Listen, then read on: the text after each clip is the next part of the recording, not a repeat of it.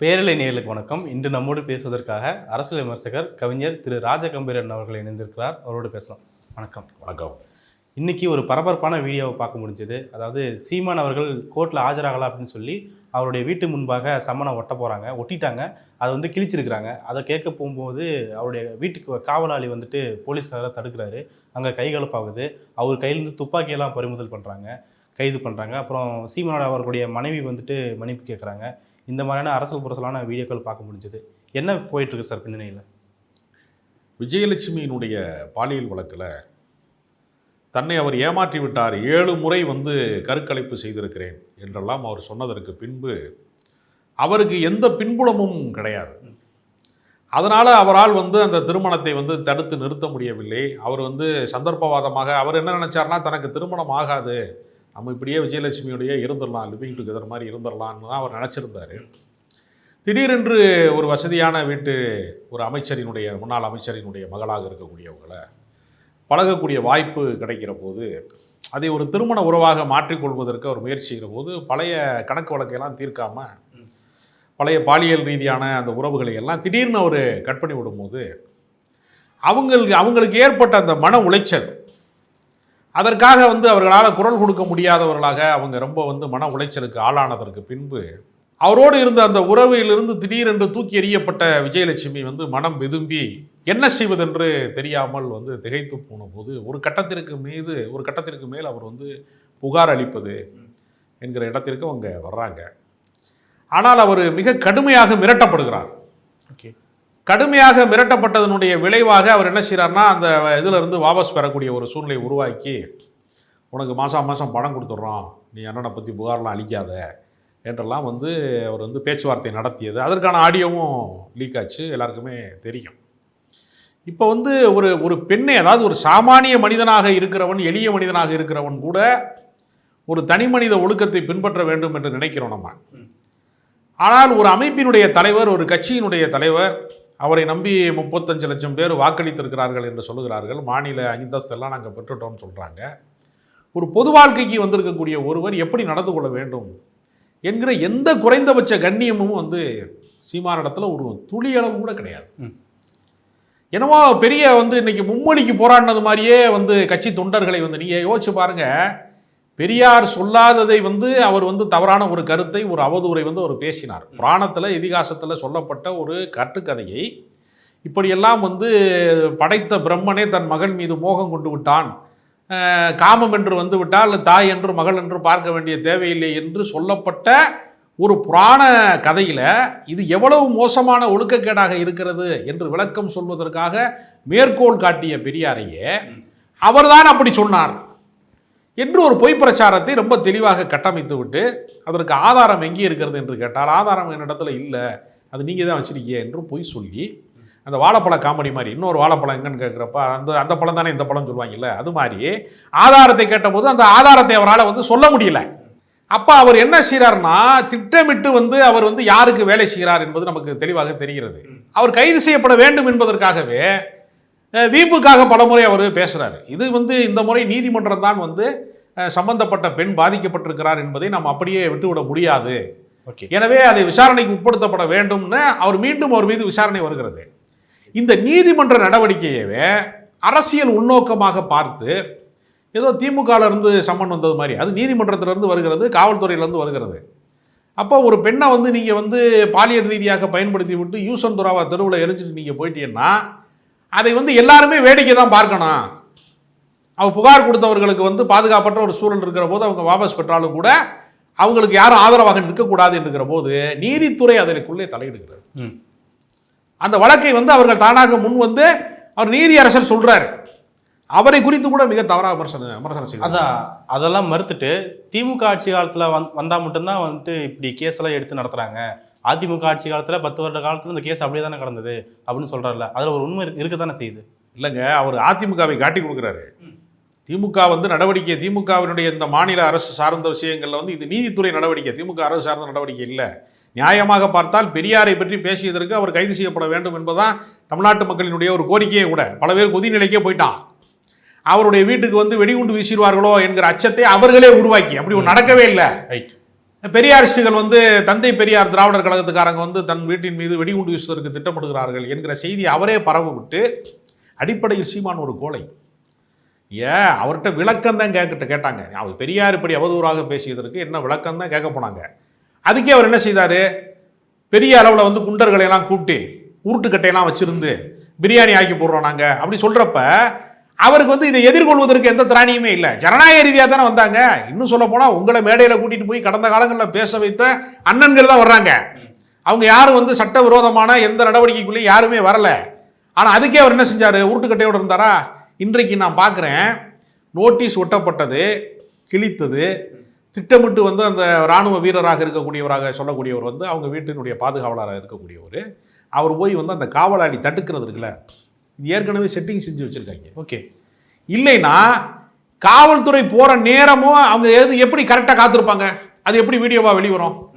இப்போ நீங்கள் பல இடங்களில் நீங்கள் பார்த்தீங்கன்னா காவல்துறையிலேருந்து இந்த மாதிரி சம்மன் வருது, அது சம்மந்தப்பட்ட ஆட்கள் இல்லைன்னா நோட்டீஸ் ஒட்டிட்டு போகிறதுங்கிறது ஏற்கனவே உள்ளது தான். பல வீடுகளே கூட ஜப்தி செய்கிறதுக்கு நோட்டீஸ் ஒட்டுவாங்க. அரசு சார்ந்த நடவடிக்கையில் இது வழக்கமான ஒரு நடவடிக்கை தான். அதை கிழிக்கிறத உடனடியாக வந்து தடுக்கிறாங்க, உடனே உள்ளே போகிறாங்கங்கிறதெல்லாம் எப்படி உடனடியாக விஷயம் நமக்கு வருது அப்படின்னா, திட்டமிட்டு ஆட்களை ஏற்கனவே இங்கே செட்டிங் பண்ணி வச்சிருக்கிறாரு. அதனால தான் அவர் என்ன செய்கிறாருன்னா, அந்த காவலாளியாக இருக்கிறவர் என்ன செய்கிறாருன்னா, செக்யூரிட்டியாக இருக்கிறவர் வேறுமுனே போலீஸ் மேலே பாய்கிறாரு. அப்படி பாஞ்ச ஒரு சண்டை போடுறாரு. அதில் ஒரு போலீஸ்காரன் சொன்னாட்டே பைத்தியக்கார வண்டியில் ஏறுறா அப்படின்னு சொல்கிறான் ஒரு பைத்திய. அப்போ அது எவனுமே அப்படி செய்ய மாட்டாங்க. ஒரு இராணுவத்தில் வேலை செய்தவருக்கு எப்படி நடந்து கொள்ள வேண்டும், எப்படி ஒழுங்கு சார்ந்த நடவடிக்கையில் இருக்கணும், ஒரு விசாரணைக்கு அழைத்தால் எப்படி போகணுங்கிறது இதெல்லாம் அடிப்படை தெரியாதவர் அவர் இருக்க வாய்ப்பு இல்லை. இதை எப்படியாவது கலைமரமாக மாற்ற வேண்டும். அதில் வழக்கறிஞர் ஸ்ரீதர்னு ஒருத்தர் இங்கே நிற்கிறாரு. அவருக்கு வீடு வந்து பொன்னேரியில் இருக்குது. அவர் எப்படி வந்து கரெக்டாக வந்து அங்கே அந்த வாசலில் நிற்கிறாரு. பொன்னேரியிலேருந்து நீங்கள் வந்து சாதாரணமாக டிராஃபிக் ஜாம், சென்னையினுடைய போக்குவரத்து நெரிசலில் நீங்கள் ஒரு இடத்துலேருந்து இன்னொரு இடத்துக்கு நகர்ந்து வர்றது எவ்வளோ நேரம் ஆகும்? ஏறத்தாழ செங்குன்றம் தாண்டி இருக்குது பொன்னேரி. அங்கேருந்து இங்கே வர்றதுக்கு 2 மணி நேரமோ 3 மணி நேரமோ கூட ஆகும் சில நேரம் போக்குவரத்து நெரிசலில். அவர் மிகச்சரியாக இங்கே வந்து நிற்கிறாரு. அப்போ இதுலேருந்தே நான் புரிஞ்சுக்கிட்டேன், இப்போ ஆளை செட்டிங் பண்ணி வச்சுருக்கிறாங்க. தள்ளுமுள்ளு நடக்கணுங்கிறது அவங்களுக்கு ஏற்கனவே திட்டமிடலாக இருந்திருக்கு.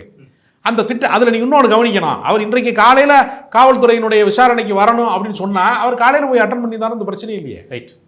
இப்போ நீங்கள் என்ன செய்வாங்கன்னா, தொடர்ந்து வந்து நீதிமன்றத்தில் வந்து ஒருத்தர் வழக்குக்கு ஆஜராகவில்லை என்றால் பிடிவாரண்டு பிடிப்பாங்க, பிடிவாரண்டு போடுவாங்க. உடனடியாக வந்து அவரை கைது செய்யணும், கோர்ட்டில் வந்து ஒப்படைக்கணும்னு சொல்லுவாங்க. இது என்ன சீமானுக்கு என்று தனியாக சட்டமாக இருக்கிறது? ஒருவேளை அவர் தன்னை வந்து தமிழ் தேசிய அதிபராக கருதி கொள்கிறதுனால இந்தியாவினுடைய அரசியல் சாசனம் எதுவுமே எனக்கு பொருந்தாது, நான் ஒரு அதிபர், என்னை வந்து நீங்கள் இப்படி நடத்தக்கூடாது என்று அவர் கற்பனையாக கருதி கொள்கிறாரா என்னன்னு தெரியல. இது வேணும்னே திட்டமிட்டு இந்த தள்ளுமுள்ள உருவாக்கி வந்து அவங்க வந்து ஒரு மோசமான முன்னுதாரணம் அது. ரைட். இன்றைக்கே அவர் வந்து கிருஷ்ணகிரியில் வந்து கலந்துக்கிட்டு இருக்கிறாரு. அந்த சமயத்தில் தான் வந்து போலீஸார் முன்னாடியே ஆஜராக முடியல அப்படின்னு சொல்லி சொல்கிறாங்க. இதில் வந்துட்டு பல்வேறு இடங்களில் தினமும் பயணிக்கக்கூடிய சீமான் அவர்களை அவருடைய அரசியல் வாழ்க்கையை, அரசியல் நகர்வை முடக்கிற வகையில் தான் இந்த விஜயலட்சுமி கேஸில் சிக்க வைக்கிறாங்க அப்படின்னு ஒரு குற்றச்சாட்டு வைக்கப்படுதில்லை. அதை எப்படி பார்க்குறீங்க? சீமான் சம்பந்தப்பட்டவர்கள் தான் அவருடைய அரசியல் தவறானது என்று தினசரி வெளியேறி போகிறாங்க. சீமானுடைய அரசியல் நோக்கம் வந்து வேறொரு திசையை நோக்கி போகிறது. அவர் தமிழ் தேசிய பாதையிலேயே அவர் போகலை, அவரை வந்து RSS வழி நடத்துகிறது.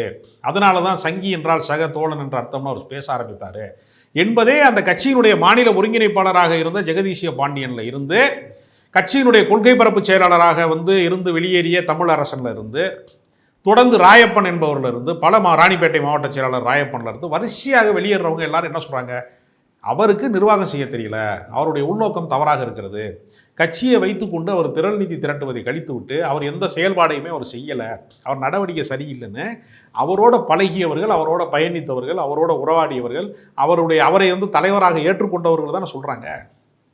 அது எல்லாரும் எப்படி துரோகியாக இருப்பான்? ஒரு கட்சியிலேருந்து தினசரி வெளியே போயிட்டே இருக்கான். யாராவது ஒருவர் வந்து மாற்று கருத்தோடு இருக்கிறாரு, வெளியில் போகிறாருன்னா அதில் நம்ம புரிந்து கொள்ளலாம். தினசரி வெளியில் போயிட்டே இருக்கான். இவர் ஒரு மாவட்டத்துக்கு போகிறாரு, அந்த மாவட்ட செயலாளர் ராஜினாமா பண்ணிட்டு நான் வந்து இல்லைங்க, இந்த கட்சியில் பாவேந்தன் ஒருத்தர் வந்து இந்த கட்சியில் நான் பயணிக்க முடியாது, இவர் வந்து ரொம்ப தவறான நபராக இருக்கிறாரு அப்படின்னு. அப்போ இவருக்கு கட்சியே இல்லை, இவரே ஒரு செட்டிங் பண்ணி ஒரு ட்ராமா மாதிரி பண்ணிக்கிட்டு திருறாரு. இவருக்கு கட்சி பண்ணியிருக்கான். நான் என்ன சொல்கிறேன், உங்கள் மீது நான் உங்கள் பாஷைக்காக சொல்கிறேன், இது ஒருவேளை உங்கள் மீது சுமத்தப்பட்ட களங்கம்னா இந்த களங்கத்தை வந்து நீங்கள் வந்து இது தவறானது என்று நிரூபிக்க வேண்டிய பொறுப்பு யாருக்கு இருக்குது? ஓகே, எப்படி வந்து தம்பிகள் வந்து உங்களோட பழகிட்டு குற்றச்சாட்டு சொல்கிறாங்களோ அது மாதிரி உங்களோட வந்து ஒன்றா இருந்துட்டு குடும்பமாக இருந்துட்டு உங்களோட வாழ்ந்துட்டு தானே விஜயலட்சுமி சொல்கிறாங்க. அப்போ விஜயலட்சுமி வந்து முதல் முறையாக சீமானை சந்திக்கிறதுக்கெல்லாம் திமுக தான் காரணமா? அது வாழ்த்துக்கள்னு படம் எடுக்கிற காலகட்டத்தில வந்துச்சு. திமுக முரண்பாடு என்பது பின்னால் உங்களுக்கு வருது. ஈழ அரசியலுக்கு பின்னாடி தான் நீங்கள் அதை பேசுகிறீங்க. உங்கள் கணக்குப்படியே பார்த்தாலும் விஜயலட்சுமியை சீமான் காதலின் பேரால் ஏமாற்றியதற்கு அதுக்கு யார் காரணம்? தமிழ்நாடு அரசா காரணம்? திராவிட மாடல் அரசா காரணம்? அதுக்கு நீங்கள் யாரையாவது ஒரு பெண்ணோட நீங்கள் பாலியல் அத்துமீறலில் ஈடுபட்டு ஒரு பெண்ணை பாதிக்க வைப்பீங்க. அது காவல்துறையில் வழக்காக வரும், அது நீதிமன்ற விசாரணைக்கு வரும். அங்கு விசாரணையை ரத்து செய்ய முடியாதுன்னு ஒரு ஜட்ஜு சொல்லுவார். இந்த பணியை அரசு ஏற்றுக்கொள்ளணுமா? காவல்துறை விசாரணைக்கு அழைத்தா போங்க, உங்களை என்ன தூக்கிலே போட போகிறாங்க? இது என்ன வளைகுடா நாடா? பொது இடத்துல வச்சு என்ன கல்லால் அடித்து பாலியல் குற்றவாளிகளை கொலை செய்யக்கூடிய ஒரு நாடா அது? ஜனநாயக நாட்டில் தானே இருக்கான். போய் விளக்கம் சொல்லுங்கள். யோக்கியனாக இருந்தால் நீ எதுக்கியா ஓடுற? யோக்கியனுக்கு நீ உண்மையிலே யோக்கியனாக இருந்தா நீ நேருக்கு நேரம் நிற்கணும்ல. நீ அடியால பூரா வீட்டுக்கு அனுப்பிச்சி விட்டுட்டு நீ எஸ்கேப் ஆகி கிருஷ்ணகிரிக்கு போகிறேன், அந்த கிரிக்கு போகிறேன், முடிஞ்சா என்னைய பிடிச்சிப்பாரு அப்படிலாம் பேசுறது என்ன வகையான அயோக்கியத்தனம்? நீதிமன்றத்தால என்ன எதையுமே செய்ய முடியாதுன்னு சொல்கிறாருல, அது எப்படி பார்க்குறீங்க? இது நீதிமன்றத்திற்கு ஒருத்தர் சவால் வர்றாரு. இது வழக்கமாக குற்றவாளிகள் கொடூர குற்றவாளிகள் சில பேர் இந்த மாதிரி போதையில் ரொம்ப முத்துன போதையில் இந்த மாதிரி பேசுவாங்க. என்ன போலீஸ் என்ன செஞ்சிடும், ஜட்ஜு என்ன பண்ணிடுவார் அப்படின்னு கேட்குற பல ஒரு பயங்கரமான குடி நோயாளிகள் மனநோயாளிகள் அப்படி பேசுகிறத நம்ம பார்த்துருக்கோம். சீமானு ஏறத்தாழ குடிநோயும் மனநோயும் கலந்த ஒரு மனிதர் தான். அதனால தான் அவர் டெய்லி என்ன பேசுகிறாருன்னு அவருக்கே தெரியல. அதனால் இதை நீதித்துறை வேடிக்கை பார்க்குமா? அவர் சிறைச்சாலைக்கு போகிறது விரும்புகிறாருங்க. ஓப்பனாக சொன்னால் இப்படி சொன்னால் எதிர் நடவடிக்கை வருங்கிறது அவருக்கு தெரியும். அவர் என்ன நினைக்கிறாருன்னா, இந்த கட்சியிலேருந்து ரொம்ப பேர் வெளியில் போயிட்டாங்க, அப்போ இப்படி போனதுக்கு காரணம் நான் கிடையாது, என்னுடைய தவறு கிடையாது, திமுக பின்னாடி இருந்து இயங்கி தான் இதை செஞ்சுருக்குன்னு நம்ப வைக்கிறதுக்காக இந்த மிச்சம் இருக்கிறவங்க இருக்கிறாங்கல்ல, கொஞ்சம் அறியாமையில் இருக்கக்கூடியவங்க, அரசியல் அறியாமையில் இருக்கக்கூடியவங்க இல்லை, அவங்கள தக்க வைக்கிறதுக்காக இந்த அரசு என்னை பழிவாங்குகிறது அப்படின்னு ஒரு ட்ராமா பண்ணுறதுக்கு அவர் ஜெயிலுக்கு போக விரும்புகிறாரு. அதனால தான் அந்த பெரியார் பிரச்சனையிலேயே கூட அவர் மேலும் மேலும் வரம்பு மீறி பேசிகிட்டே இருந்தார். இப்போ தான் அடிக்கவே நான் ஆரம்பிச்சிருக்கேன் அப்படிலாம் பேசினார். அதனால் அவர் கடந்த காலத்தில் என்ன பேசினார், இன்றைக்கி என்ன பேசினாருங்கிறத எல்லா சமூக வலைதளங்களையும் நம்ம பார்த்துட்டோம். அதனால் சீமான் நீதித்துறைக்கு சவால் விடுகிறாரா, காவல்துறைக்கு சவால் விடுகிறாரா அப்படிங்கிறது அல்ல. அவர் சிறைக்கு போய் ஒரு அனுதாபத்தை உருவாக்குவதற்கு அவர் விரும்புகிறார். ஏன்னா கடந்த காலங்களில் சிறைக்கு போனதுனால தான் அவர் ஒரு சாதாரண பேச்சாளராக இருந்தவர், டம்மி பீஸாக இருந்தவர், அவரை தலைவராக பார்ப்பதற்கு அது காரணமாக இருந்துச்சு. மீண்டும் ஒரு முறை தன்னுடைய தொண்டர்களை ஏமாற்றுவதற்கு அவர் இந்த விஷயத்தை திட்டமிட்டு செய்கிறார். ஓகே, இன்னைக்கு வீட்டில் நடந்த பிரச்சனையில் அந்த செக்யூரிட்டி துப்பாக்கி எடுத்து நீட்டுறாரு. ஒரு போலீஸ் முன்னாடி எதிர்த்து பேசுறதுக்கு, துப்பாக்கி நீட்டுறதுக்கு, கைகலப்பு பண்ணுறதுக்கு அவருக்கு எவ்வளோ தைரியம் நினைக்கிறீங்க? நீ செட்டப் பண்ணதுன்னு சொல்கிறீங்க, அது இயல்பானது தானா? அது இயல்பாக வரக்கூடிய சிந்தனை தானா? அது எப்படி பார்க்குறீங்க? இல்லை, நீ அந்த மாதிரி துப்பாக்கி எடுத்து காட்டு, நான் வழக்கு பார்த்துக்கிறேன், அண்ணன் இருக்கேன், எல்லாமே பார்த்துக்கிறேன் என்று சொல்லி தூண்டி விடலாம்ல. இது இயல்பான ஒன்றே கிடையாதுங்க. ஒரு செக்யூரிட்டி இருக்கிறாரு, நான் என்ன சொல்கிறேன்னா, வீட்டுக்குள்ளே திருடனை உள்ள நுழைஞ்சான்னா நீங்கள் தடுத்து நிறுத்தினா பரவாயில்ல. காவல்துறை வருது, விசாரணைக்கு வருகிறது, அவர் வீட்டில் இருக்கிறாரா இல்லையான்னு கேட்க போகிறாங்க. ரொம்ப சந்தேகப்பட்டால் உள்ள ஒரு தடவை பார்த்துட்டு திரும்பி போகிறாங்க, அவ்வளோதானே. இந்த தள்ளு முள்ளு நடக்கலைன்னா என்ன நடந்திருக்கும் இன்றைக்கி? அதிகபட்சம் எத்தனையோ போலீஸ் விசாரணைக்கு எத்தனையோ இடங்களுக்கு, அமைச்சர் வீடுகளுக்கு போகிறாங்க, பெரிய பெரிய தலைவர்கள் வீடுகளுக்கெல்லாம் விசாரணைக்கு போகிறாங்க. அங்கெல்லாம் என்ன தள்ளுமுள்ளா நடக்குது? அங்கெல்லாம் என்ன நெஞ்சை பிடிச்சி தள்ளிட்டு துப்பாக்கி எடுத்தா காட்டுறாங்க? இதெல்லாம் வேணும்னே செய்கிறதா இல்லையா? இதெல்லாம் தெலுங்கு பட ஷூட்டிங்க, அது திட்டமிட்டு தான் அது செய்கிறாரு. இது யதார்த்தமாக நடக்கிறதுன்னு நம்ப வைக்கிறாங்க நம்மளை. அவர் வரம்பு மீறி பேசுவதாக இருந்தாலும் சரி, அவர் வீட்டில் இருக்கக்கூடிய அந்த காவலாளி வாட்ச்மேனாக இருக்கிறவர், செக்யூரிட்டியாக இருக்கிறவர் துப்பாக்கி எடுத்து காமிச்சார், எல்லாமே சீமானின் ட்ராமா தான். அந்த நோட்டீஸை கிழிக்க சொன்னதும் கயல்வெளி தான், அதுக்கு பின்னாடி மன்னிப்பு கேட்கறதும் கயல்வெளி தான். அப்படி இவங்க ரெட்டை வேடம் போடுறாங்க அப்படிங்கிற குற்றச்சாட்டு. அவங்க இந்த இடத்துல நான் ரொம்ப பரிதாபப்படுறேன். அவங்க தவறுதலாக வர திருமணம் செஞ்சுட்டாங்க. மற்ற கட்சியினுடைய பொறுப்பாளராக இருக்கிறவன், தம்பியாக இருக்கிறவன் விலகி போயிடுறான். அவங்க என்ன செய்ய முடியும்? திருமணம் என்கிற பந்தத்தில் மாட்டிக்கிட்டாங்க. அவங்களுக்கு அவமானமாக இருக்குது, கிரிக்க சொல்கிறாங்க. அவமானம் பொறுக்க முடியல. ஆனால் அதை மீறி என்னதான் இருந்தாலும் காளிமுத்து மகங்கிறதுனால காவல்துறையினுடைய அந்த அத்துமீறலை அவங்களால பொறுத்துக்க முடியல. ஐ எம் சாரின்னு அவங்க சொல்கிறாங்க. அதனால் அவங்க ஒரு சூழ்நிலை கைதியாக இருக்கிறாங்க. ஒரு பெண்ணாக இருக்கிற பட்சத்தில் அவங்க ஒரு சூழ்நிலை கைதியாக இருக்கிறாங்க. இந்த மாதிரி ஒரு வரம்பு மீறுகிற, அத்து மீறுகிற, ஒரு கேவலத்துக்கு அஞ்சாத, மானமுள்ள 1000 பேருடன் போராடலாம், மானமற்ற ஒருவனோடு போராடவே முடியாதுன்னு பெரியார் சொல்லியிருக்காரு. அந்த மானம் கெட்டவனோட வாழ வேண்டிய சூழலுக்கு வாழ்க்கைப்பட்ட ஒருத்தருக்கு என்ன செய்ய முடியும்? இல்லை, இந்த விஜயலட்சுமி பிரச்சனையிலேயே சீமானுக்கு கைல்வெளி சப்போர்ட் இருக்க தானே செய்யுது அப்படின்னு நம்ம சொல்கிறோங்க.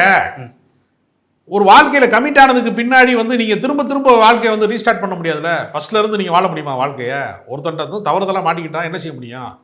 அதனால தான் அவரை மிரட்டி வந்து அந்த கட்சியை வந்து அவங்க கைப்பற்ற போகிறாங்க, அவங்க பொதுச் செயலாளர் ஆக போகிறாங்க என்று வெளியேறிய தம்பிகள் சொல்கிறாங்க.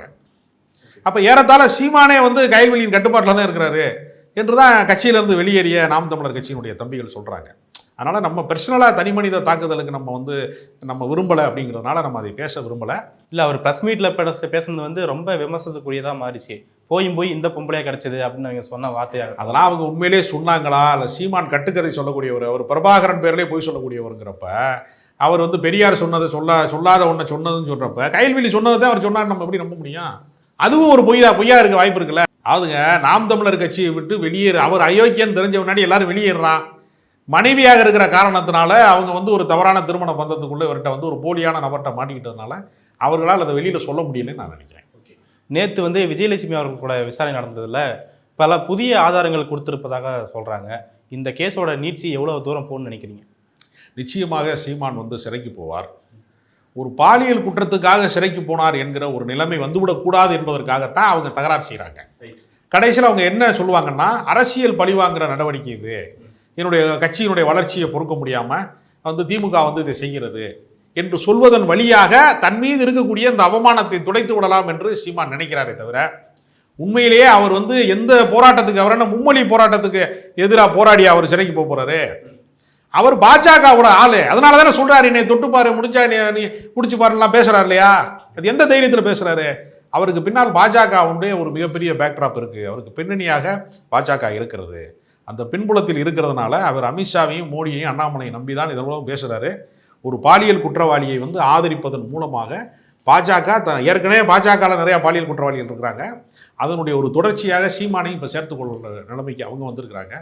இதை வந்து தமிழக மக்கள் பார்த்து கொண்டிருக்கிறார்கள். நிச்சயமாக இவர்கள் மீது மக்கள் காரி உமிழ்வார்கள். ஓகே, நிறைய விஷயங்கள் பகிர்ந்துட்டீங்க சார், மிக்க நன்றி.